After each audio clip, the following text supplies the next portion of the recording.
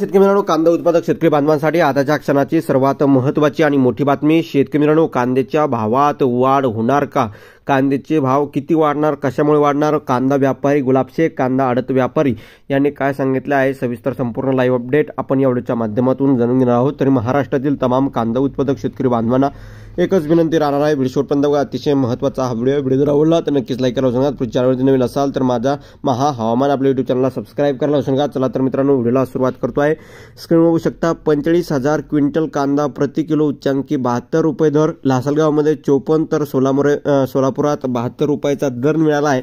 सोलापूर कृषी उत्पन्न बाजार समितीत सोमवारी 450 ट्रकमधून 45,403 क्विंटल कांद्याची आवक झाली आहे. कांद्याच्या आशिया खंडात प्रसिद्ध असलेले लासलगाव बाजार समितीत प्रति किलोला 52 रुपयापर्यंतचा दर मिळाला आहे, तर सोलापुरात उच्चांकी 72 रुपयापर्यंतचा दर आहे. त्यामुळे सध्या कांद्याला राज्यात सर्वाधिक दर सोलापूर बाजार समितीत मिळत असल्याचं सांगण्यात आले आहे.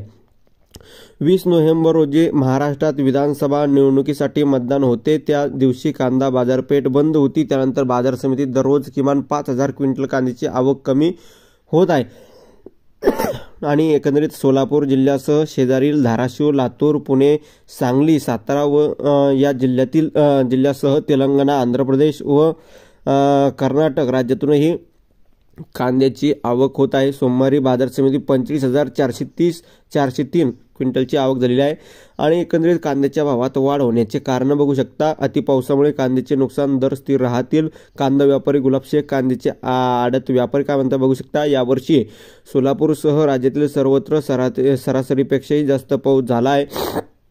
खरीप हंगामातील कांद्याचे त्यामुळे मोठे नुकसान झाले आहे. पावसात भिजून नुकसान झालेल्या कांद्याची आवक मार्केट यार्डात जास्त होती, त्यामुळे दरही घसरलेले होते. आता चांगल्या प्रतीच्या कांद्याची आवक सुरू आहे.